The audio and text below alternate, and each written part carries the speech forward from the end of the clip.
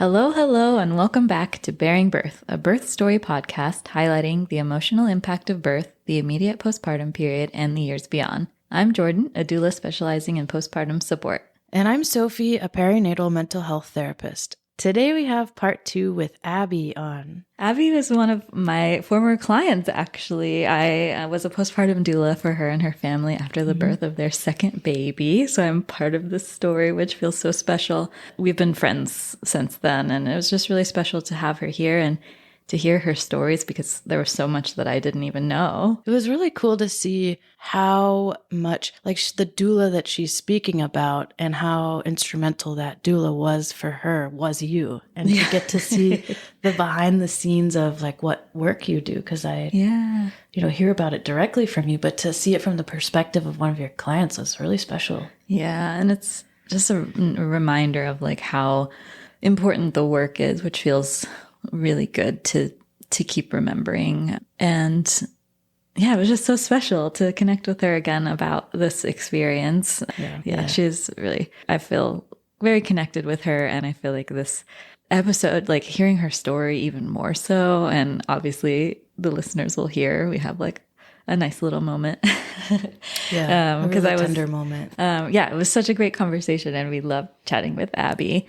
Some topics and themes that come up in our conversation include velamentous cord insertion, bilobed placenta, a breech baby, one vaginal birth, one C-section, transfer of care from a birth center to a hospital, and twin resorption. Thanks again, Abby, for coming on, and we really hope you enjoy this episode.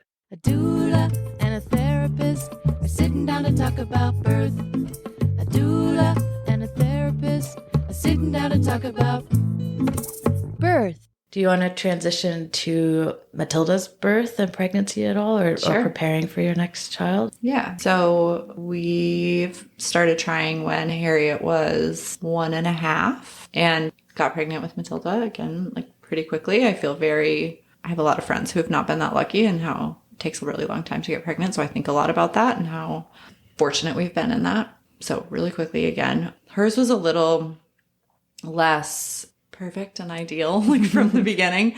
My first appointment, there was just a couple of things. They were her heart rate isn't where we want to see it. It's a little bit slow. We're a little bit worried. And with my previous miscarriage, I just thought all right, well, this is probably not gonna, next time I go in, they're gonna tell me something bad. And they also told me that there was what looked like a second fetus that was no longer viable. That was right next to it. She was twins in the very, very, very beginning. Yeah. And then interesting though. Really common for older parents, I've heard. Oh. Yeah, I just feel even if it's, I don't know, it seems like such an interesting thing to feel there was, for a second, that was twins. Whoa. There was another one for a minute, but I was nothing but fine with that. That was the way that was supposed to be.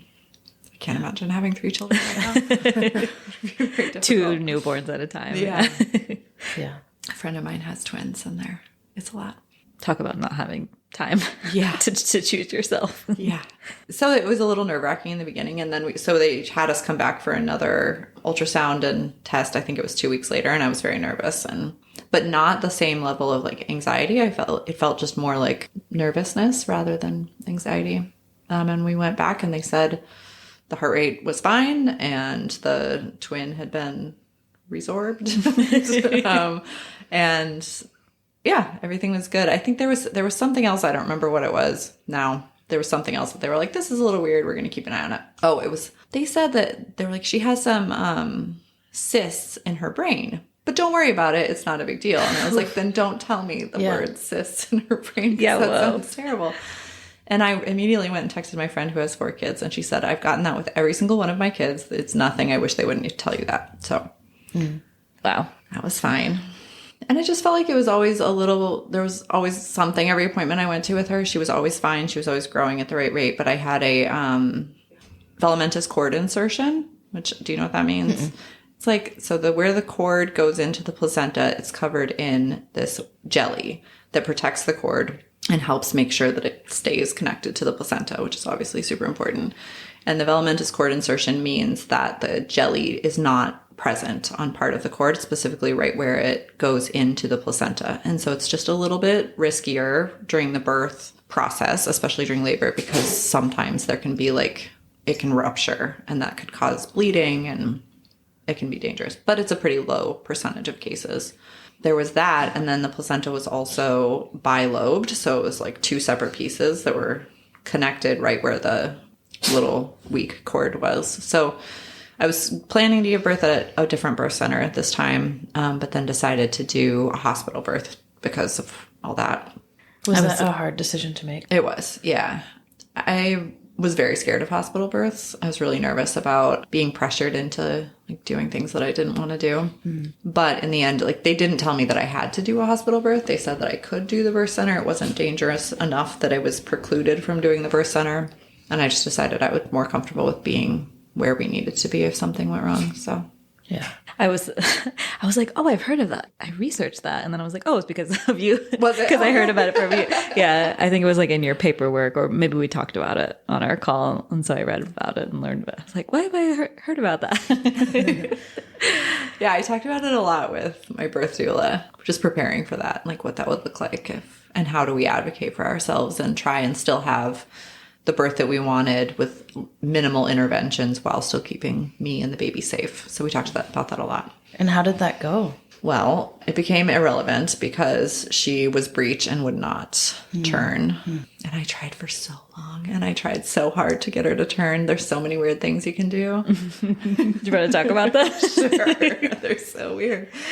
Just, like a lot of inversions, like standing, like kneeling and like being on my head for a long time every day. And then Did you do it like with your knees like up on something? Yeah. I don't know if you remember the floor pillow in our house. It's like this tall. So I would kneel on that and put my head on the floor. The things you don't expect. The things you don't picture when you think about being pregnant. The one it's maybe not weird to some people. For me, I had never heard of it. It was moxibustion, where you do acupuncture in your toe, your pinky toe, and then they burn mugwort on your toe while there's a needle in it.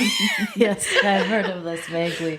I've gotten it not on my toe, but I've gotten it before. It's so interesting. There is scientific evidence to show that it really does help babies turn. They're probably like, oh no, it's so weird. On your toe, it's so...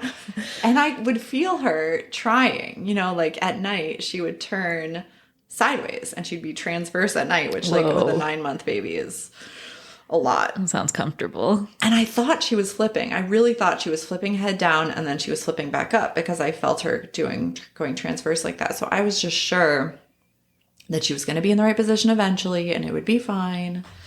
Just must not have been able to find the space. She couldn't. I actually went to there's this midwife that's like the breech baby whisperer, and you go to her and she does now I can't even remember. Spinning babies?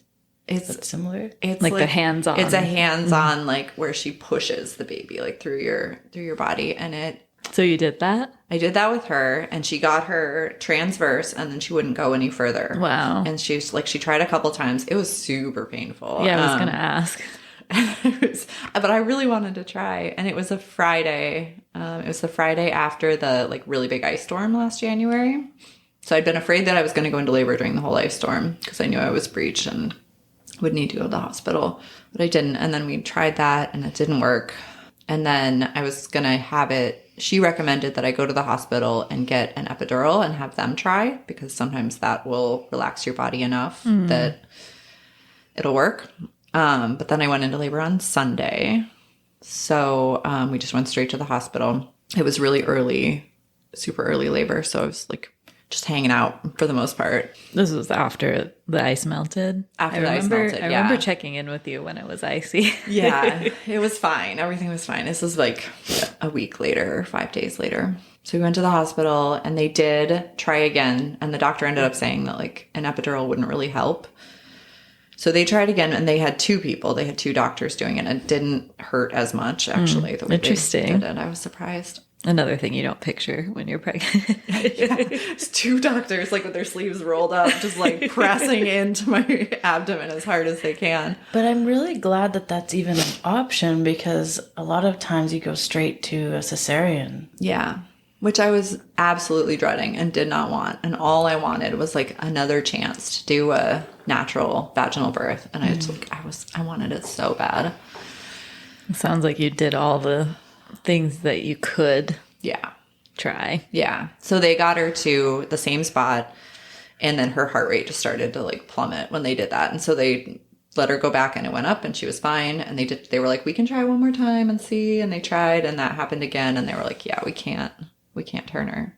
Was this when you were in labor? Yes, but it was really early. So it was not. You were coherent and like. Yeah. Yeah. I've just been playing phone games with my husband and my doula and just like hanging out.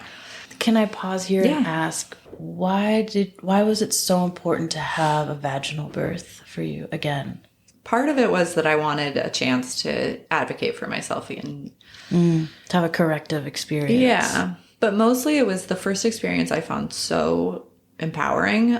I just felt like such a badass afterwards. I was on a high from that for like months. I felt like this is so cool that I can just like listen to my body and let it do its thing, and then a person is here, and like I can go through something that's intensely difficult and just kind of bear it, and then it's over. And I just wanted to do that. It made me feel really connected to my body and myself and the baby. And and you only have like a handful of times where you can do that again if all the things go the right way. Yeah. So you like really wanted it. Yeah, that makes a lot of sense.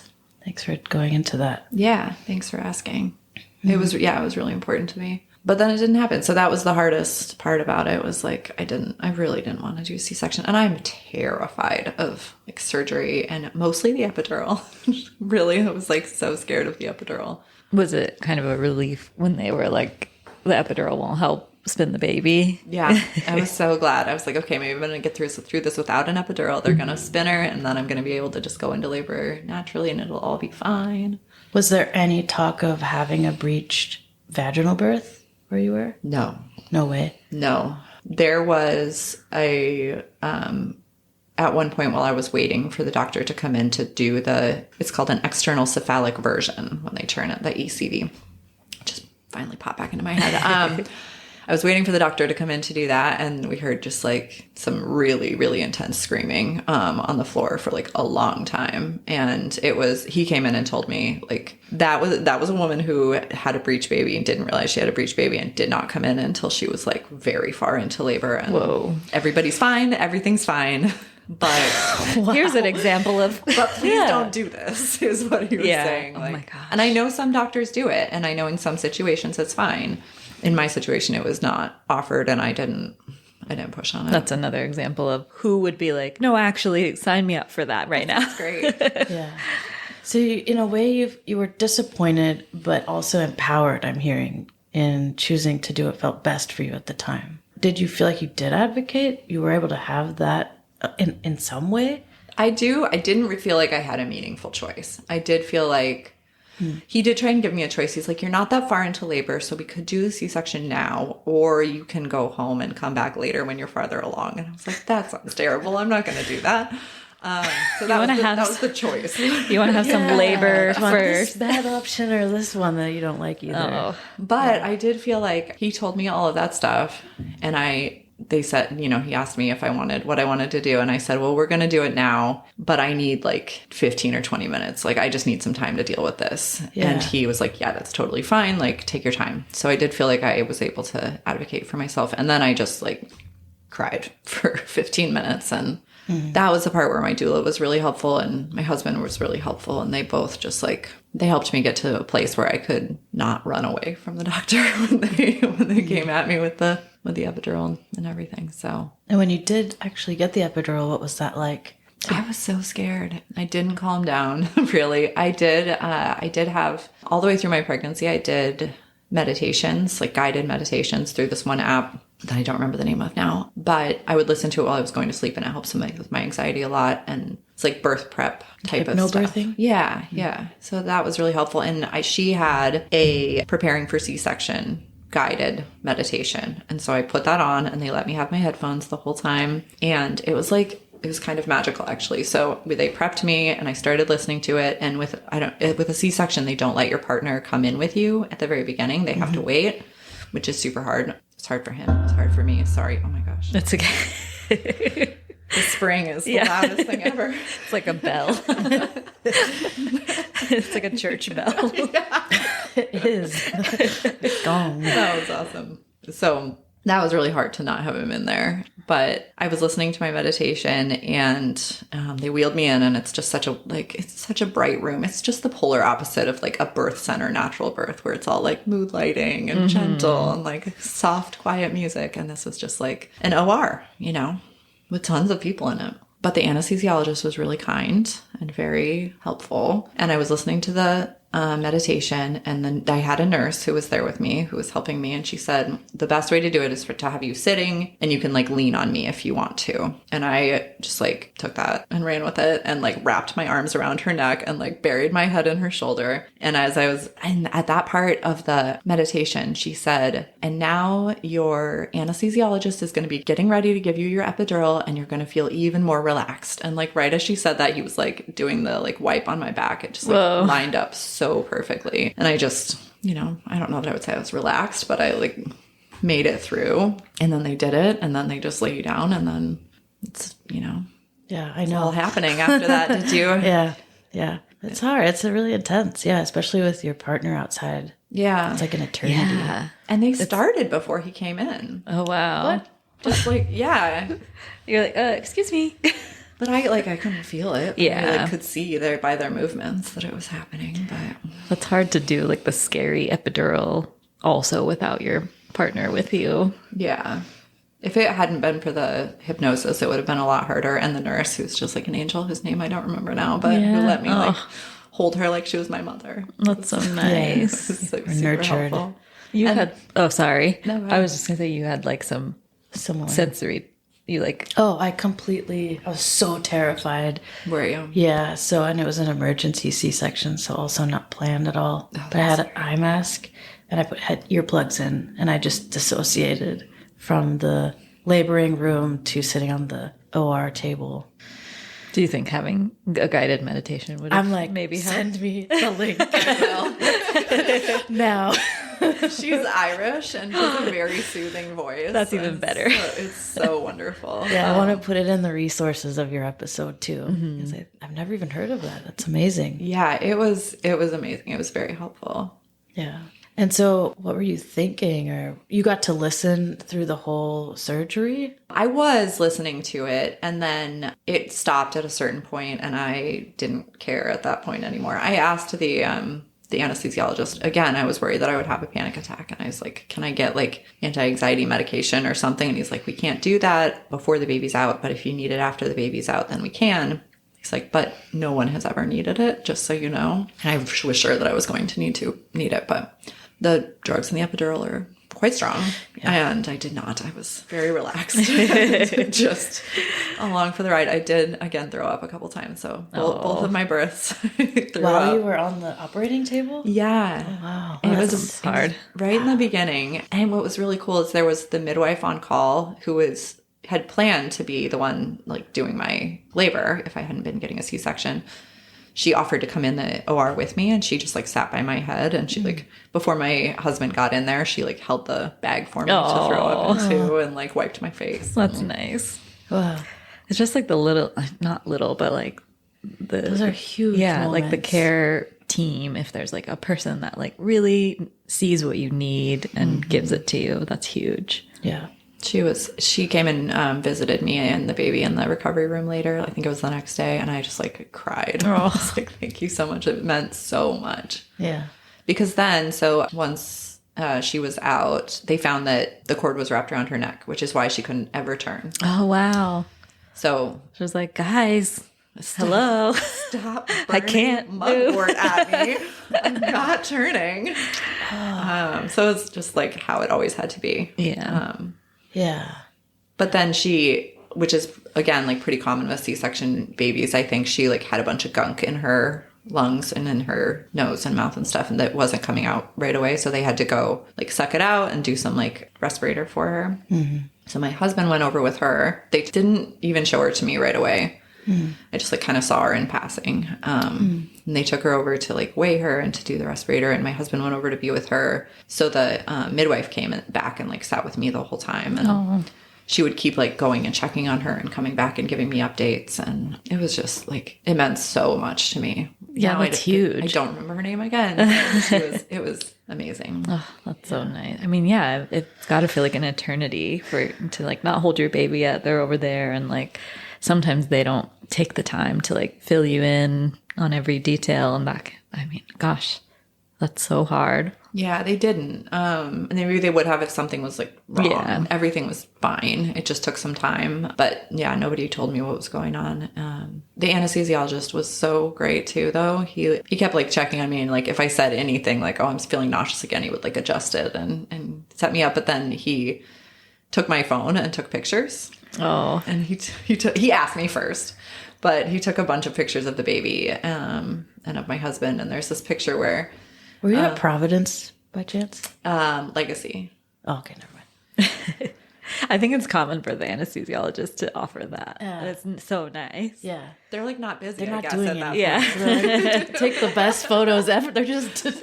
so good. Anesthesiologist / photographer. I felt the most held by the anesthesiologist. Me too. Yeah. Oh, that's so cool to hear. Sorry for interrupting. No, We're about that's to go okay. into something else. I love that. That makes me really happy.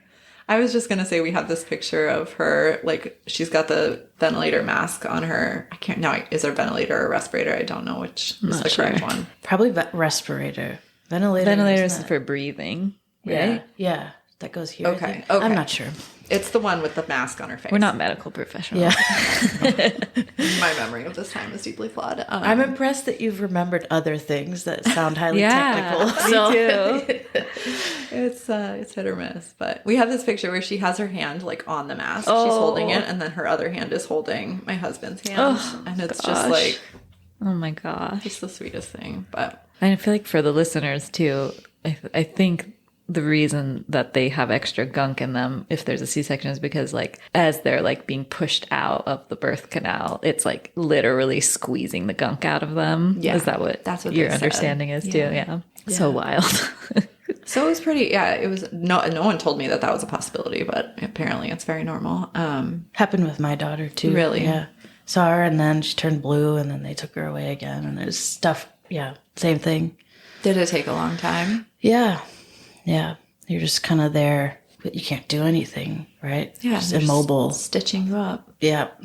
And that part takes so much longer than getting the baby out. Yeah. The baby's like 5 minutes It or was like 5 something. minutes. Yeah. And then it was like 45 or 50 minutes after that. Yeah. Of just like... Did they bring her to you eventually? They came over and told me the nurse said she needs like a little bit of extra help. We're going to take her to this other room where we have this like other machine that we can use. And I said, can I see her first? So that was another moment of like, I was so proud that I asked and I was so proud that I advocated because like otherwise I would have been so sad. And they brought her to me, and it's so weird with this when you get to hold your baby after a C-section because like your arms aren't working right. And like, they've just kind of like laid her like this with someone else holding her. And she just put her face right by my face and she licked my mouth. Oh my God. Give you a little Just a little lick before I head off. I'll be right back. Yeah. And the anesthesiologist took pictures of that, live photos. Oh, so that's great. That's delightful. That was like what she could do Yeah. to touch you. Yeah. Oh, that's so tender to think about. It was really sweet. And then they took her, and that was like right as they were finishing up with me. The surgeon did say, he's like, we've just got 2 layers left. And I was like, don't talk to me about the layers. I don't want to know about the layers.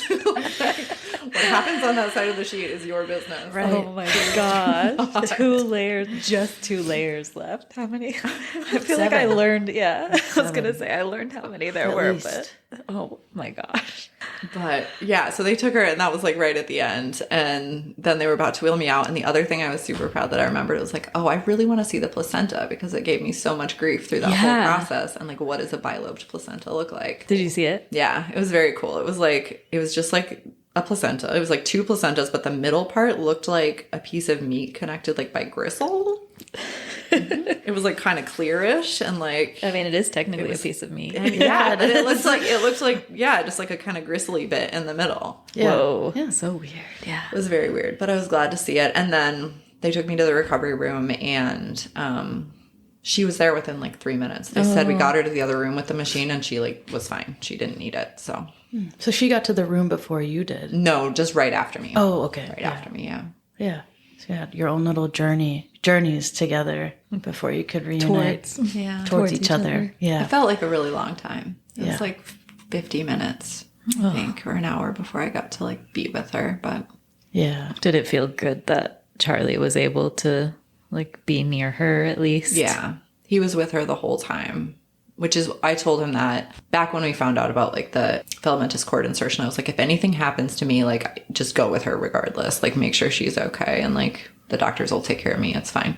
Just so he knew what he was supposed to do, and it was good. And the midwife was with you. Yep. Yeah. Yeah, the whole time. And my doula was in the room when because doulas can't come in the OR either. So Only midwives? Like because Yeah. Well, there's like a certain number of people also. Oh, I assume maybe if you didn't have a partner, your doula could come in. it's no, not they cus- said at Legacy, doulas are not allowed in the OR regardless. Wow. It's a hospital by hospital policy situation.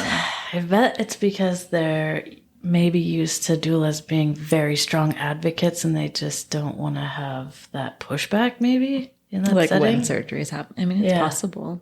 Yeah, definitely. I think different hospitals and different providers have different feelings about Doulas doulas. get a bad rap. Well, I think some Birth doulas. providers have a hard time with them, but I think I've heard good stories about good. it feeling like you don't have to necessarily. I don't know. I've heard mixed things. I've heard me that too. some providers like having them there, but it takes Maybe not a in special sur- person to big put yourself surgery. there and be that advocate in a Yeah. space that you might not be like the most welcome. Yeah. So after you had the C-section, I know I'm kind of jumping ahead here.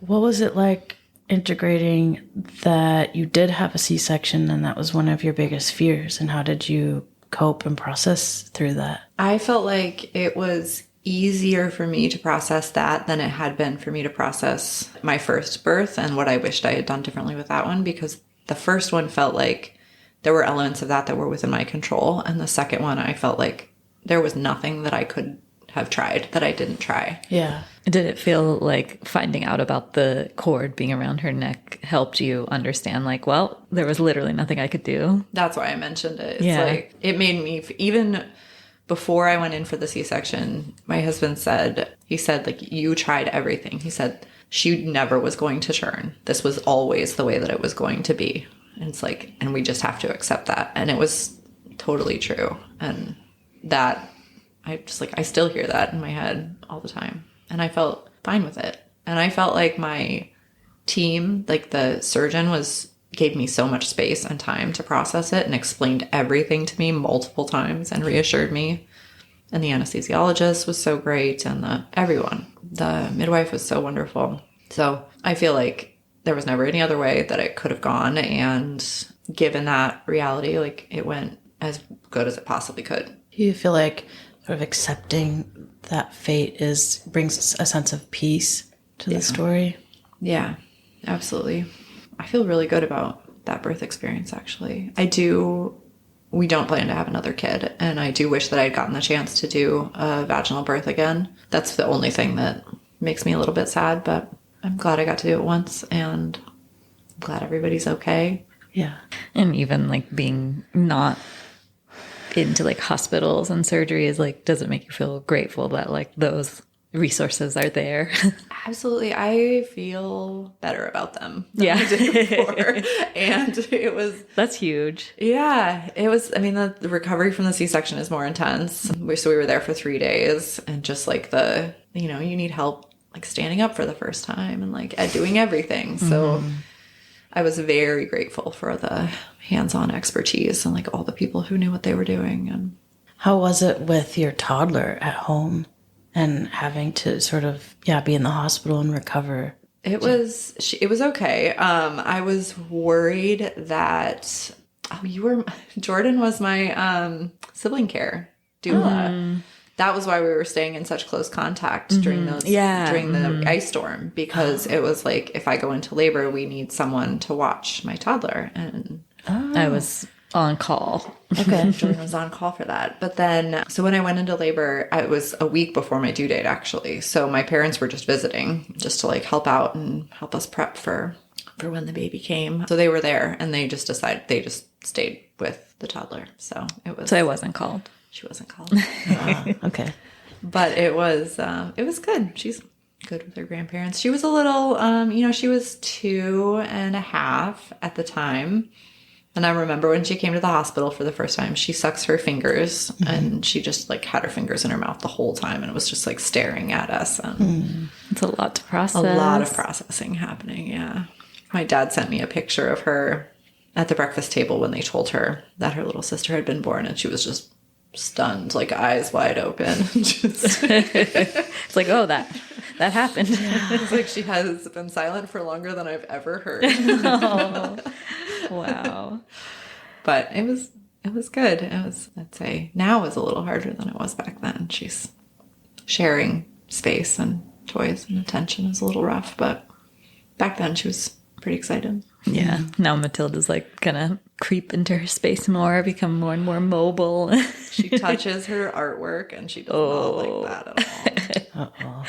It's a problem. How was it going home and being a family of 4?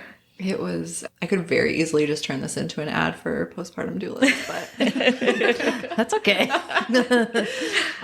it was pretty good. It was just like so much easier to have help that first day. My parents were there still then too, so like they were taking care of my oldest and helped get her to bed while I was just like in bed mostly that first day.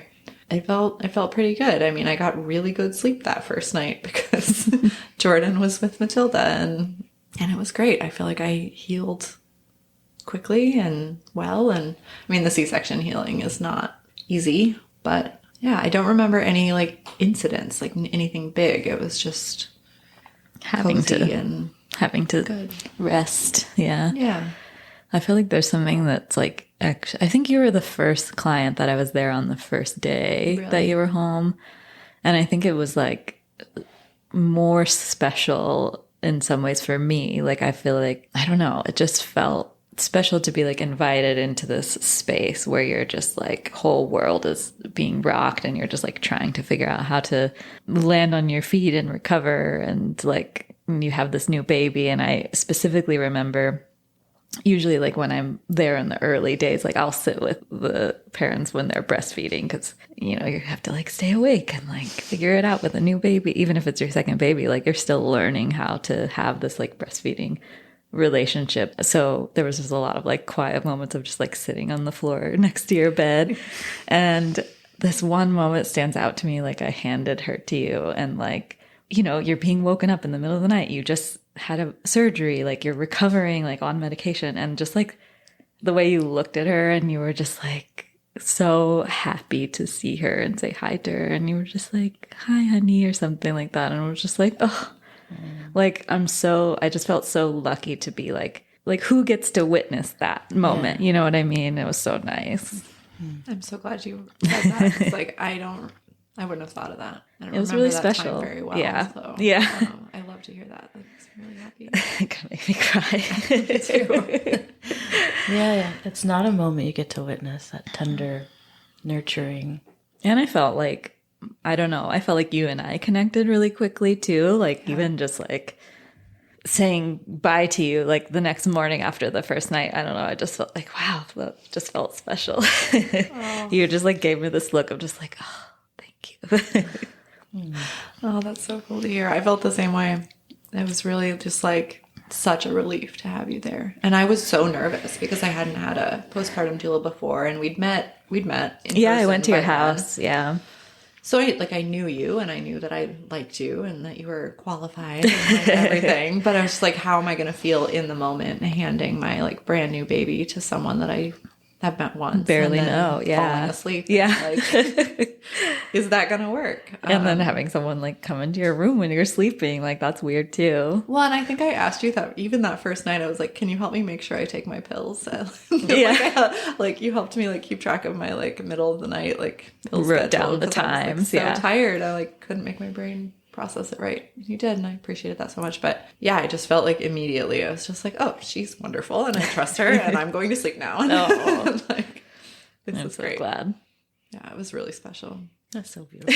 And then I just kept like trying to extend the amount of time that she got to be in with our family. Like it was supposed to be like 3 weeks, and then it was 5, and then it was 6, and like it was wonderful.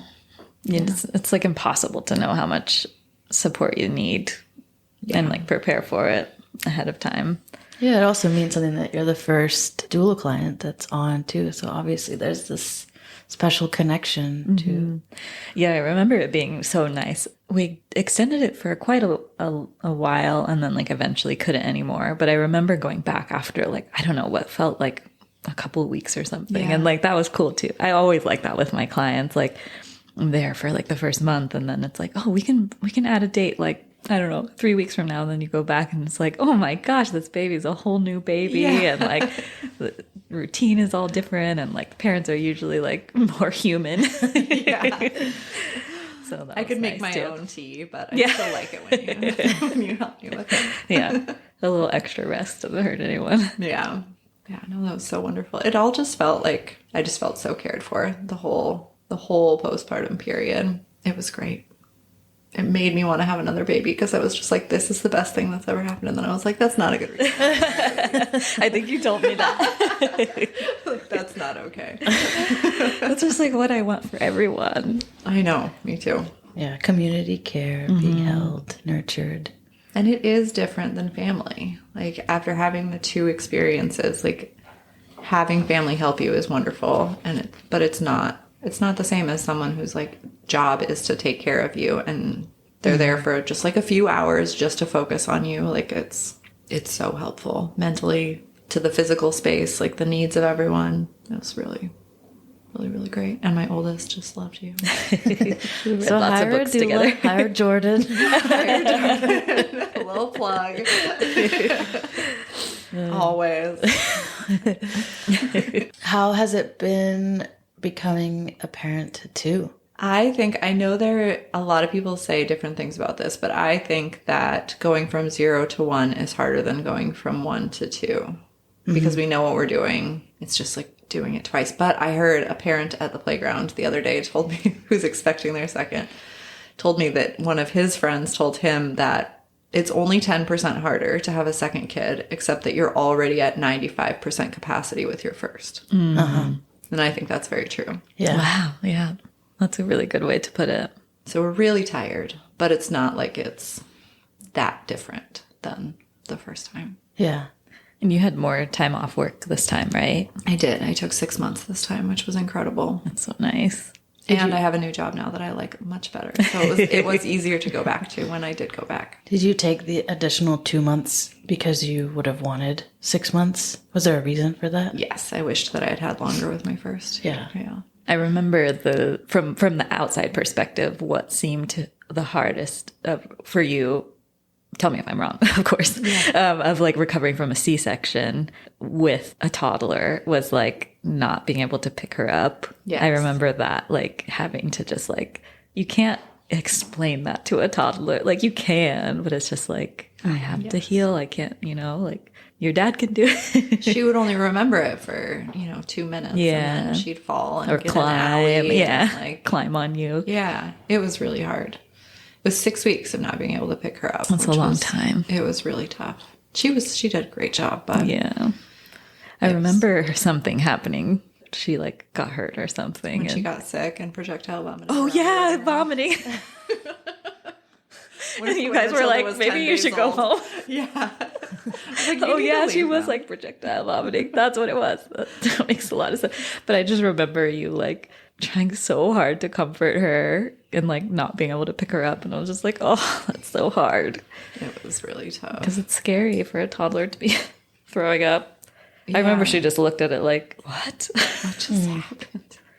And that was, I could kneel down and stand up, but it had to be like real slowly. Yeah. Every movement was very slow. So like I was like, I just had to be more careful and slow than I normally would with her in crisis. And then after that, me and Matilda quarantined in our room for like 48 hours to try and keep her from getting sick because she was only 10 days old. Mm-hmm. Oh, wow. It definitely felt bad to like be sent away in that, because I know that like that definitely made things harder for you guys.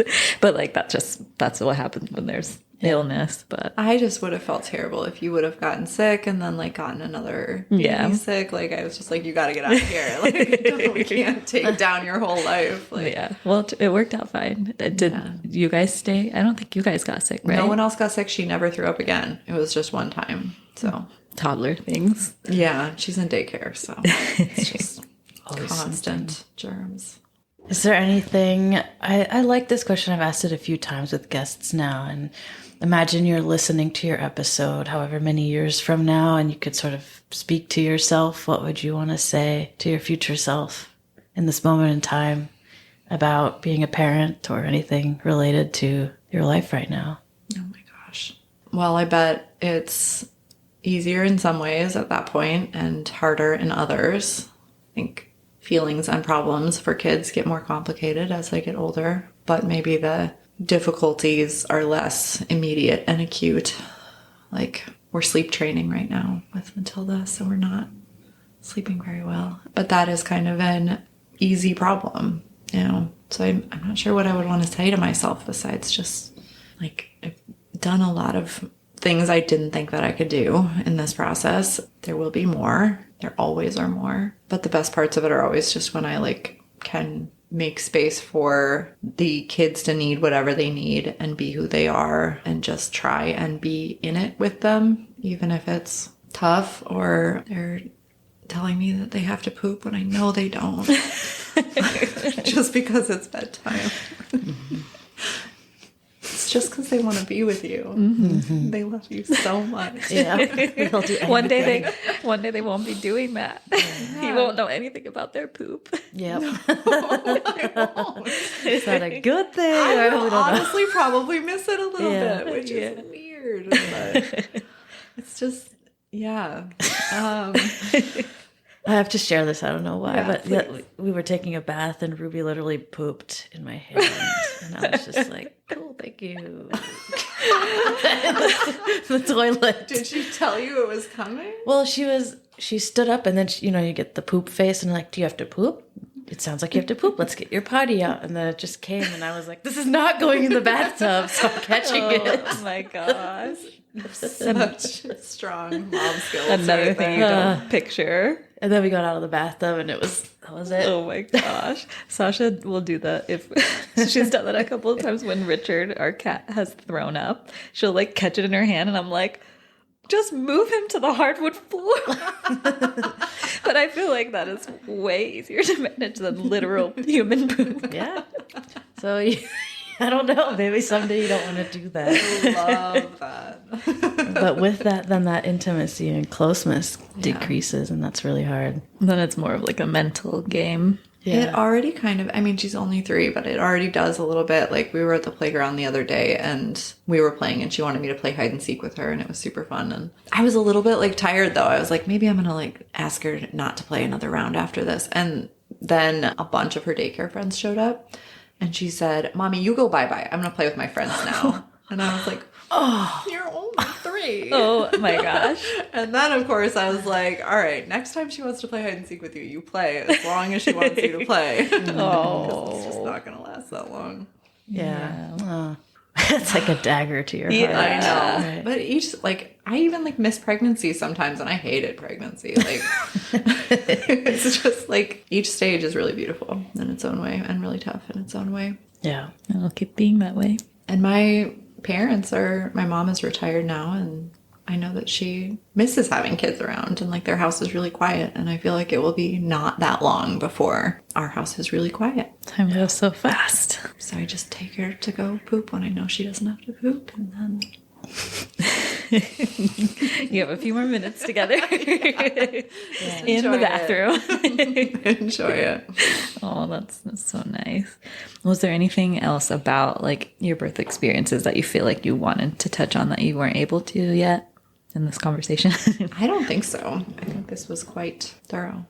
Have you ever shared your birth stories like this before? So with both of my birth doulas, we did like a little debrief. Let's talk about it, process everything. But it was like 3 days after. So, you know, we talked it through, but like I just didn't feel like I had as much perspective on it as I do now. Yeah. Yeah. You're literally in the middle of processing it, which is good to talk about in that time too. But Yeah. So raw. It takes me a long time to figure out how I feel about major intense things. And it changes too. Yeah. So, and like how I feel about Harriet's birth is different now that Matilda's birth has happened too. So how was it for you to do this, to sit and talk about them all at once? so fun. Yeah. So fun. I love thinking about and talking about birth. And like you just don't get to ask that question as much when your kids are older. And like you don't get the opportunity to like think about birth and pregnancy. That's super important, huge part of my life. Yeah. So thank you. Yeah. It's really Thank you. wonderful. I'm so happy that you invited me on here. That's been so nice for us too. Yeah. We still have 2 questions Yes. left. Oh, great. Okay. Do you want to ask the first one? Sure. Advice. I was like, wow. I was literally realizing at the moment, this is the first time we didn't like have the thing here that Yeah, has good for us, right? Like going with literally the flow. like remembering 2 questions that we ask literally every guest. Okay, so the first question is, what advice would you give someone who's about to give birth? So many things. I think the biggest for me in both, and it will be different for everyone, is just that try and have a sense of what's important to you going into it and do your best to communicate that to your support people so that they can help you make sure that those things happen as well as you can. But if something happens and they don't, and it's impossible for that to happen, or even if just you forgot to advocate for yourself in the moment, like it happens, it's okay. And it's one of the most intense times of your life. And however it goes is fine. I think give yourself permission to just accept whatever you did in the moment and whatever you felt and whatever decisions you made, even if they weren't the ones that you thought you were going to make. I like that.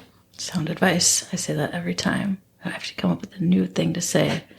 Other than sound advice. Gotta get you a shirt with that on. Yeah, sound advice. A+. Oh, we can do merch. Oh, yeah, we can. Absolutely should. Just going to print out the whole quote right there for a shirt. I feel grateful that we like chose to ask everybody that question, because I feel like going back and like listening or reading to the advice people give, so I don't know, it's so cool. It's so cool to see like it's almost like a accumulation. That's the word, right? Mm-hmm.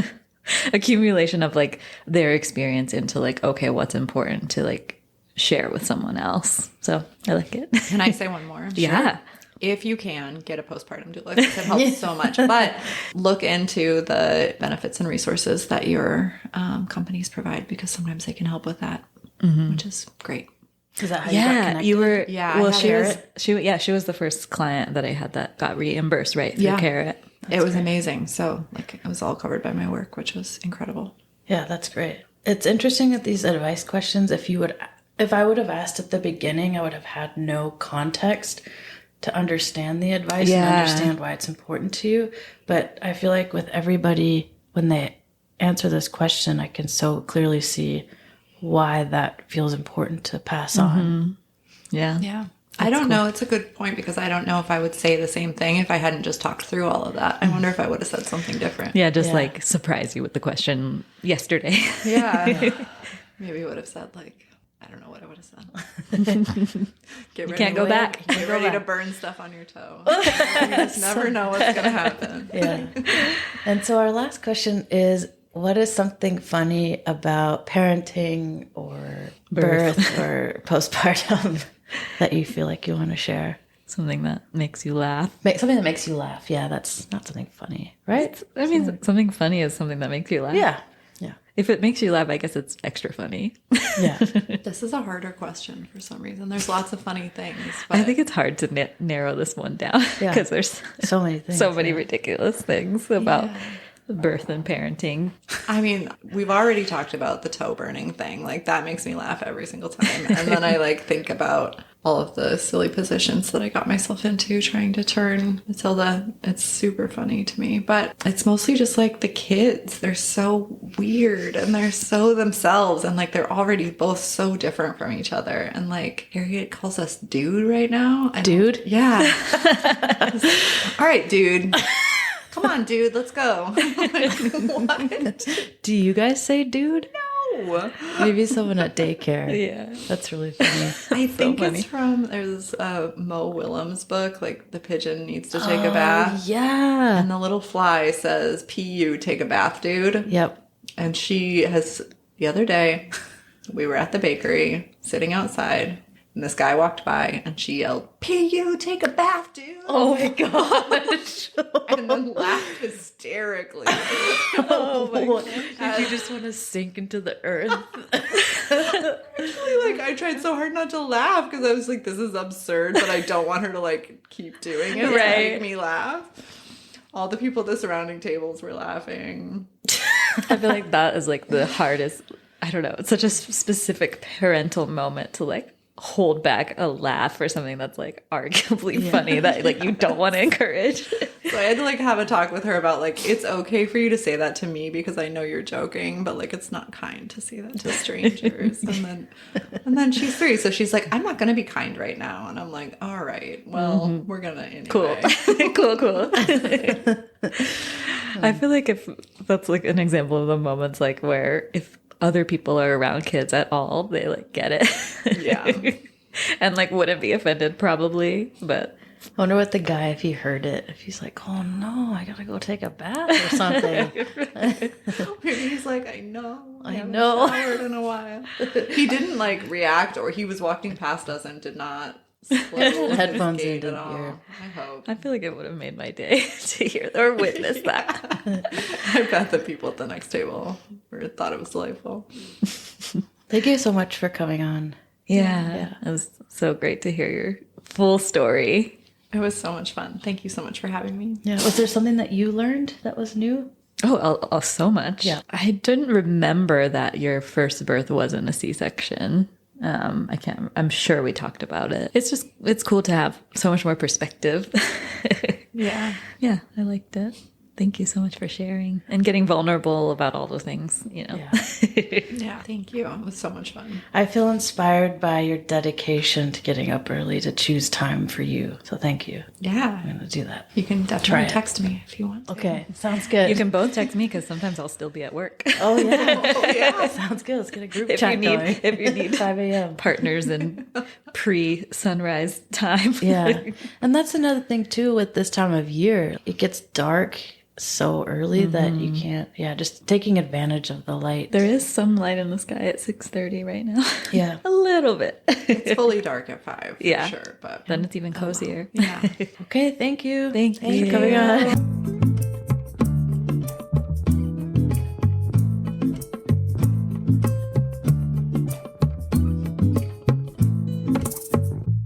Bearing Birth is available on all major podcast streaming services. We invite you to subscribe as well as follow us on Instagram at Bearing Birth Podcast.